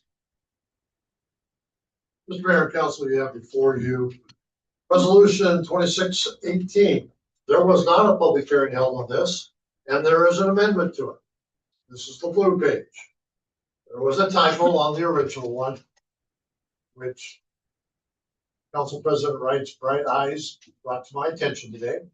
So Essentially, this one did not have a public hearing because it involves such a small amount of money required. So this is a simple, almost housekeeping type resolution in which we are moving 25,000 from capital outlay up into materials and services and authorization. So we're increasing materials and services, and we're decreasing capital outlay by 25,000 within the wastewater sewer fund. No interfund stuff, just moving authorization within the sewer fund from capital outlay to materials and services, because they've been doing a lot of work in materials and services in our sewer system.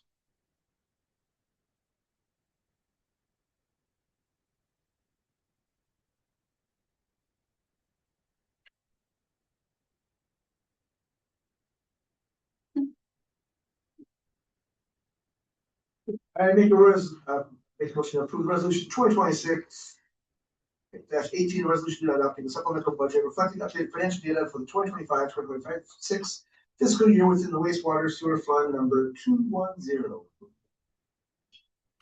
I'll second. We have a motion and a second to approve this. I'm going to change this up a little bit, and since we're always starting from the left, somebody will have to ask me which one first. Councilor Geddes. Yeah. Councilor Wright. Council President Wright. Yes. Councilor Geddes.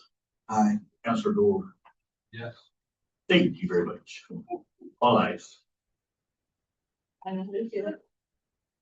Mayor and Council, the last resolution that I have for the agenda this evening has to do with our finance software, which currently our current software is giving us fits and we don't want to talk about it. But we do want to talk about the opportunity and what it would mean to us to have a finance software system that was not more than a decade old, in which we do not want to upgrade based upon seeing what it has done to other municipalities. At your meeting last month, I provided you with some information. I provided you with a spectrum as to what the agreement would be. I provided you with some input from our finance specialist, myself, our CPA consultant, and a finance manager for the city of Sheridan, who did some work for us here prior to my arrival, who also has the same system that we currently have upgraded. Yes, it's expensive. The process that we have in mind is where you have the funding available in the adopted a budget that you adopted earlier today. And we won't have to pay an annual fee until July 1 of 2027. So in this year's budget that you just adopted, we're paying the 85 fee for all the software, all the transfer, all the training, but the annual fee, which is in the 30-35 range, we don't pay this year because we're going to take a whole year in order to get things ready for July 1 of next year when we would go live with the software. So it does involve an acquisition of $85,000. It does involve a contract and an agreement. For those of you that listened to us last month, it's time. We don't want to upgrade what we got. It's not providing what we need. It doesn't, there's modules of it that don't communicate with other stuff. There's some elements of our finance stuff that we have to do in Excel and then transfer into the software. There are several things that prohibits our current system from being a cohesive, complete system. We want to change that.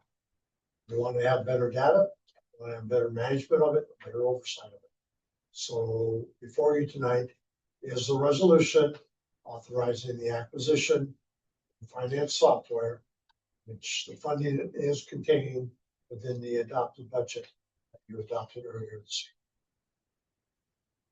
And as we previously discussed, one of the things that's really good about this is the fact that it removes all the limitations we've had with the previous program.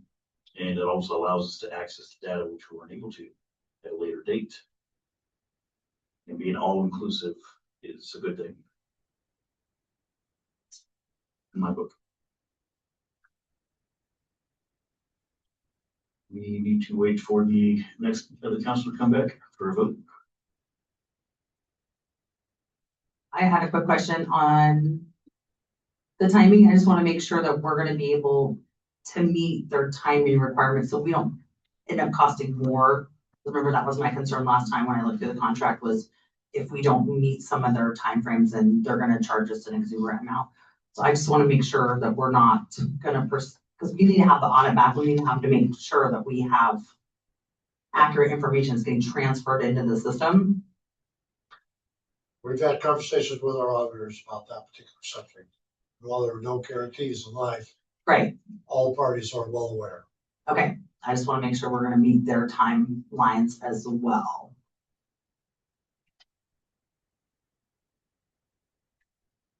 I understand pushing it back a month is not conducive either.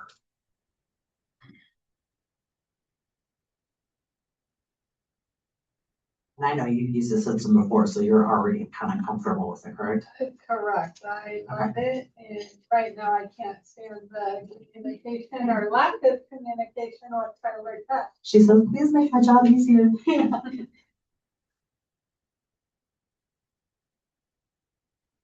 And I like the communication with Estelle, the guy's been communicating regularly with me.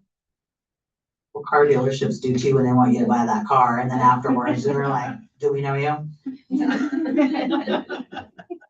But no, I've seen a bunch of good stuff in here from it, so I just had that question about the timeframes was my biggest issue, because if we don't go online when they're ready to put us online, then we're looking at fees.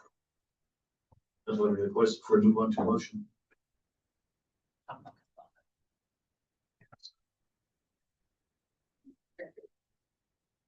Apologies.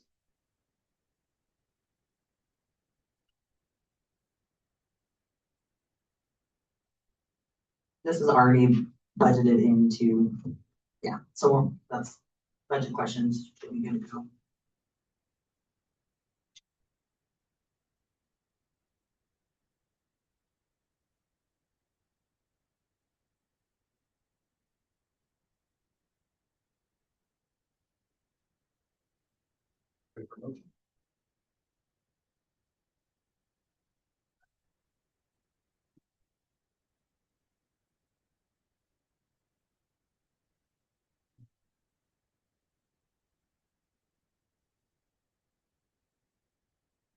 I'll make a motion to approve resolution 2026-15, a resolution authorizing the acquisition of sell hosted software and services for new city finance software. I second. We have a motion and a second to adopt resolution 2026-15. Take a roll call vote from the left. Councilor Geddes. Aye. Councilor Wright. Aye. Council President Wright. Aye. Councilor Geddes. Aye. Councilor Gould. Aye. All ayes. We're getting there, folks. Moving on to staff reports. City manager, please. My staff report is in the very back with the finance stuff, on page 85. I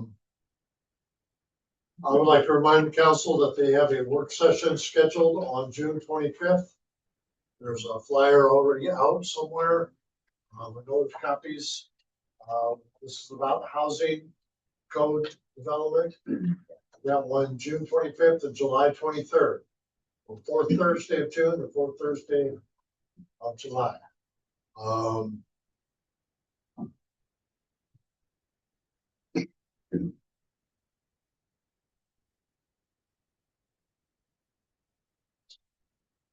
This is the time of year in which the City manager determines the COLA for the upcoming finance year on page 86. You'll see what I plan to do as it relates to COLA effective July 1. It includes in my report the reasoning why I'm going with 3.5 and the data from what I use as the basis of my decision.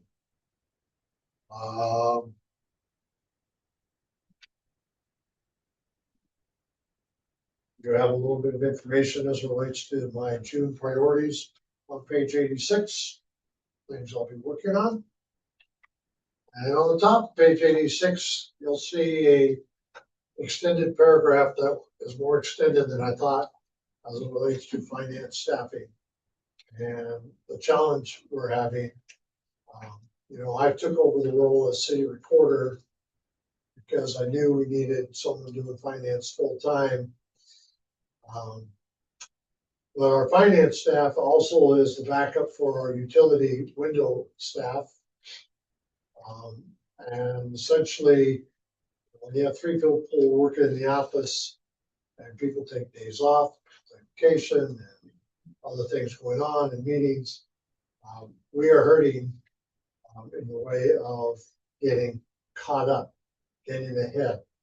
We have not touched the archive room since I started a year ago. Part of that's out of fear. But organizational wise, we actually, to get ahead of where we're at right now we're being challenged. And I'm looking at the potential of considering, we budgeted for the CPA consultant for this upcoming year, but we don't have her on contract for this upcoming year. So I am considering an option. We need a CPA consultant so that we have a reference point besides our auditor, but we don't need as much time for a CPA consultant than what we've had to use the last 2 years. And I'm thinking about if we could have additional staff in the office 2 days a week and free up the front window utility and have Desiree do 2 days a week on finance stuff by having someone else cover the front window. It could help us get a little bit further ahead than we've been this last year. Anyway, these are just thoughts from the city manager at this point. But I wanted to share what is going on as it relates to our staffing and where we're at. So that concludes my staff report for this evening. You've already heard from me about finance. I would, of course, be more than happy to answer questions or inquiries. If you did do a part-time person for the 2 days a week, that would help also with cross training. So if God forbid something happened to somebody, then everybody's trained to do that other person's job in succession and all that good stuff. Okay. Thank you.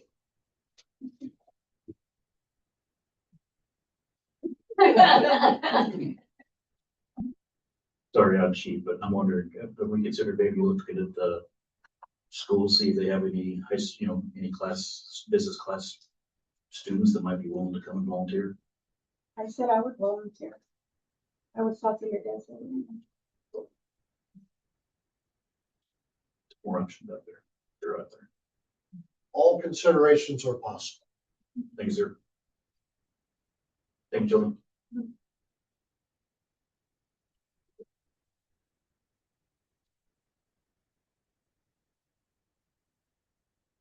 Sorry, that's all you have? Yeah. Okay, thank you.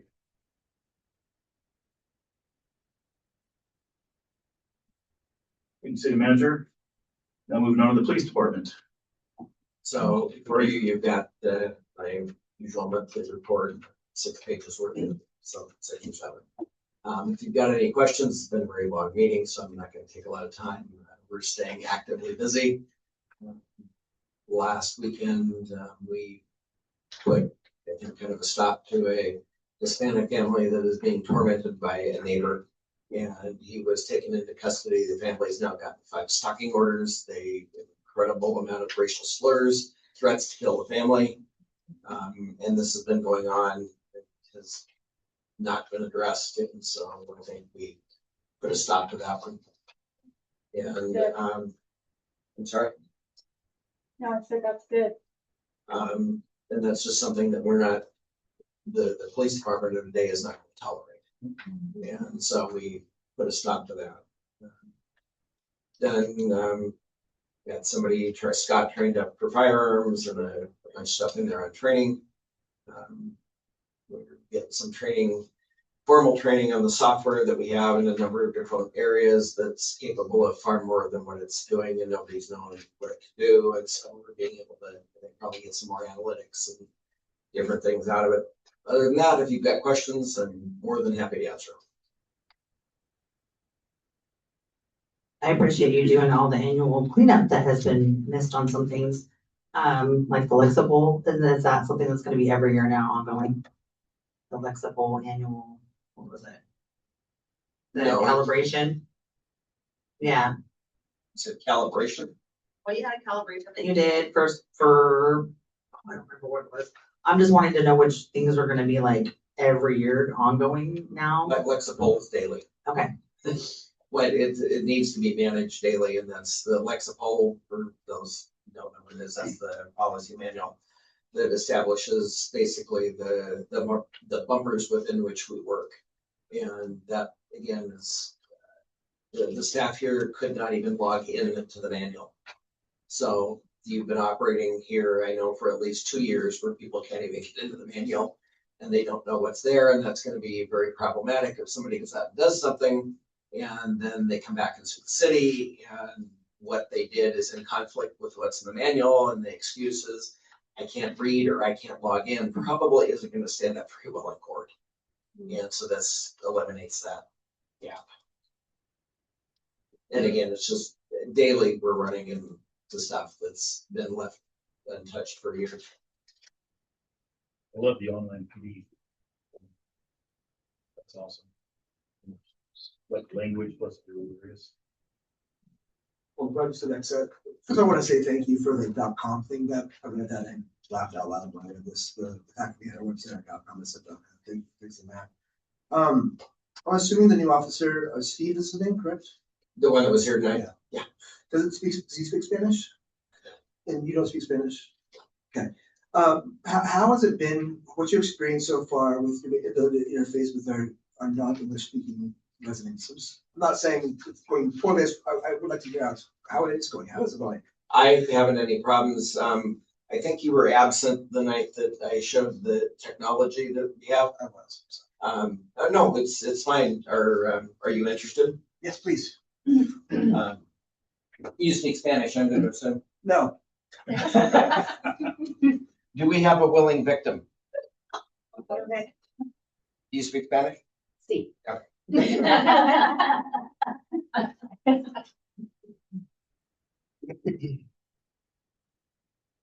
This does not replace bi-directional communication, but it's a mechanism. Yeah, of course. In which we're able to communicate. This device is unassigned. Assigned device to use Amazon Assistant. Basically translates. Yeah, it translates. Okay, finish. This isn't assigned to somebody clearly, and it needs to be assigned to somebody. Sure, no. But what it translates to the 56 different languages. So it does Russian, it does Spanish, Yeah. it does anything. That's good. And while it certainly doesn't replace a fluid bi-directional communication, roadside, I've got some ability to talk to somebody right away. And that actually is a godsend because it gives us a mechanism to at least get the basic information that we need. Thank you. Yeah, and that's a technology that has a capability that's been in the cameras since whoever signed a contract for which there was no money to cover, and they never turned it on. Oh. They didn't, so it's been here and available for, I don't know when Axon was. 2 years. It's been here and available and no one even turned it on. Yeah, I don't know a lot about that Axon thing. I haven't loved it. It's the first time I've loved that song. And what I would like to do is spend some time with you and show you that, while clearly the process for you guys was not smooth, Axon is cheap at twice the price because what it does, the amount of safeguards that it puts in and liability protection and how it can reduce that liability for accusations that aren't valid, is, again, it's cheap at twice the price. And so if you want some time, I'd love to spend some time with you and show you all the different features of it. I was highly impressed when, Officer Camacho tested with you in there in the office. I was listening. It was really clear, really nice. Thank you for implementing the new volunteer programs too with the chaplain and everything else. And that's just gonna Phenomenal. continue. One of the other things that's gonna be in the report from now on is the amount of volunteer hours that are donated. We're actually gonna have a chart, a table in there. And also the amount of hours that's expended on training for both sworn and non-sworn staff. I think that that's really important to track and keep available at the forefront.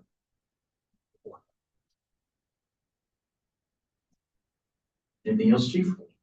Nope. Your report? No, Thank you very if much. you guys got questions, other than that, I was gonna keep it very short. It's very nice actually seeing a detailed report like you like this, really helps clarify a few things and people have asked times to get answer. Thank you. You're welcome. And you say you're going to, be putting updates or working more on your Facebook page also? Yeah, if you look And at, it's in there, if right? you look at page, I think starting at 4, the Okay. bottom I'll of, read. the bottom of 4, it deals 4, 5, and 6 deal pretty much extensively with, like he said, the websites and that. Awesome. Chief is bringing us out of the 90s. Thank you. Yeah. Something these. All right, thank you very much, Chief. Next, Public Works, Kyle.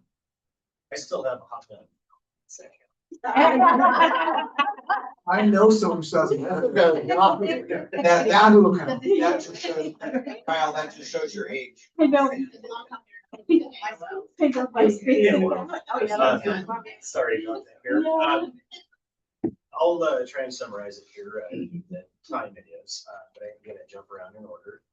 The new backhoe experienced a slight issue with the emission system, properly handled by the dealer and the warranty. Typically, the service calls are not a covered item, but we had a sweet talk with them and they were out the next day to repair them. So not necessarily a known issue, just kind of a fluke deal with so few numbers on it, but otherwise the things looking good to me. F-150 pickup needed some repairs to the HVAC system as the compressor was stuck on, causing the fan and other cooling, like the radiator fan was stuck on, making it very rough. So that was repaired. We had a small sinkhole reported near the intersection of 3rd and Birch. It's promptly dealt with and chased to the end. Appeared to be storm runoff from the street and just finding the water finding the path of least resistance. So we chased it to the end and I got a good compaction as we filled it back. Touching on the traffic issues brought up earlier, we have formally requested ODOT to perform their own traffic study, being that they already have the data. They responded to the initial inquiry, giving us 2 options. We can pay our engineering firm to do a complete study, or we can request them to perform one to get the same data that they probably already have. So they will be moving forward with that. That will obviously extend the timeline of any kind of implementation, but moving forward in the proper direction. We did have 2 separate occasions. This time of year, grass is growing very rapidly. We had 2 private residential fences damaged. Both of them promptly repaired.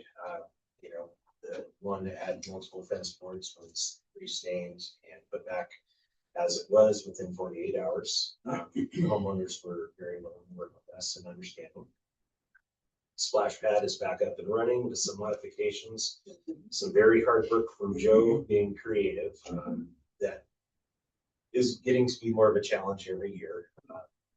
So you'll notice the pattern's a little bit different. We came up with a very good solution that'll get us through probably the next 2 years, but we'll have to have a very serious budgetary conversation once the parts that are pulling double duty cease to work because we cannot replace them at this time. As mentioned earlier, we have a storm project installation coming up near the school district offices. This area has been very problematic anytime it rains. The way the road was improved and resurfaced years ago, water is always pooled up where one of the main crosswalks is, directing students and staff to and from the district offices, as well as like the daycare that's right there. So this will address those issues. We're very excited to be able to use our new backhoe and our newest employee to save a substantial amount of this project. It's basically just going to be costing us a little bit of staff time and hours and materials. I have a meeting with the superintendent of the school tomorrow. We're going to be going over timelines so we're not in each other's way. It's still a busy time of year during the even though the students are out. The one other thing that is not in here, the jail building there at the Elm Street Park has received a lot of attention and or damage lately. So specifically the chimney, people have been knocking bricks out from there and then using kind of this ladder to get up to the roof and who knows what up there. But I was able to get a local shop to donate the facilities, and a certain public works superintendent and his son donated some time after hours to form up basically a cap, a cover that'll alleviate any future possibility of people climbing up. It'll be smooth sided, made out of metal, and very secure. That'll be going up within the next week. Which that was actually a lot of fun, a good project to do with my son and my father. So, and some exciting news here, kind of saved the best for last. My first paragraph touches on our sludge survey on our 3 wastewater treatment lagoons. Did not have the results back at the time of writing this. We do our 2 primary lagoons. They are surveyed every 4 years. Last one in 2024. Indicated the lagoons could be nearing their capacity within the next decade. But I received the report late this afternoon and kind of skimmed through it and got some very encouraging news here. With the improvement in aeration, solids collector, and all of the other changes, the wastewater improvement project, the actual sludge layer in both of the first 2 lagoons is decreased. So that's going to indicate instead of spending upwards of $1 million over the next 10 years, could extend that out another 20 or more. So, that's encouraging, very encouraging news. I haven't had time to go through the whole report, but things are looking good there. And the SCA project for the street improvements on First Street at the Elm Street Park is nearing the bid stage. It should be headed out to bid, I believe, is out sometime late this month. Yes. So hopefully by the next council, we'll be receiving bids. That's everything, unless anyone has any questions. I just want to say thank you to your son helping out with that. That's going above and beyond. Thank you, thank you. We hope you have a happy Father's Day. All right, moving on. Has the council had a chance to review the check register? It's on page 83 of your packet. Council President, some have a few notes. Do you have any questions? Yeah, for Kyle, just question regarding our fleet fuel. Did we use more fuel this month than last month, or is the increase just due to the price of fuel? A little bit of both. As noted, I believe in my last council report from May, we for decades have just basically stored mixed soils from excavations and that. So the backhoe has been putting in some heavy use, specifically burning diesel for that. And we're talking, several hundred yards of materials. maybe closer to 1,000 gallons, just by estimation. So the employees have been diligently sorting through, there's asphalt chunks, there's all the cement, pieces or clay tile from the old storm system. So it's very time consuming. So I believe they had, we purchased diesel 100 gallons at a time is our large tank we have. And I think they had 2 extra tanks on that. I just want to keep an eye on that just because it almost doubled from last month. And if it does it again, I want to make sure that we, address it to the governor or something. If the gas prices are just sinking little cities like us, we don't want that to happen. Diesel prices are just, and regular for everything. It's very high. Thank you. Any listed on the diesel vehicle now are paying quite a bit. I drive my little car almost every year. Love my truck. I have questions in the check register. What's Lorimer NRA? It's $145. Scott Lorimer, that's firearms, that's actually in the packet. Okay, that's a person. Yeah. Okay, gotcha. Yeah. Yeah, Scott Lorimer. Okay. And then we spent $10,000 this month on uniforms, badges, armor. Is this a surplus for later, or is this like a recurring fee? Like I don't remember it being that money before. The department is incredibly deficient in many, many ways. The surplus, one of the, I don't know how many interim chiefs before me, spent nearly $15,000 buying a surplus of uniforms that were in boxes. We already have a bunch of like 20 pairs of handcuffs back there. I found the drawer. He bought 10 more. And I was able to take that back and get nearly a $10,000 credit. The stuff that we're expending right now, there's no body armor back there that's current, so we're having to buy body armor for new people. We're having to buy uniforms. There are no badges. There's like 3 badges, and they put what's called a DPSST, Department of Public Safety Standard. Can't talk. Department of Public Safety Standards and Training number on the badge, which is ridiculous because that's only good for one person.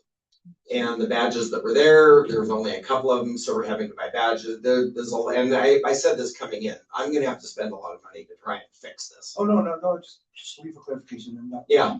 Oh, no, but I'm just saying, it's just unfortunately, there's a ton of deficiencies that, again, I'm finding little discoveries every day. Oh, exciting. Yeah, very exciting. Any other questions on the check register, Council? Not seeing any. We are going to move on. Item number 12, council business, mayor, councilors. Anybody have any reports? Please don't call my personal cell phone, even though you saw it. I'm calling you tonight, Pat. What would it be? Better leave me a message. All right, well, ladies and gentlemen, children of all ages, next item is executive session, which we do not have scheduled for tonight. So it is now 9:14 p.m. and the council is adjourned.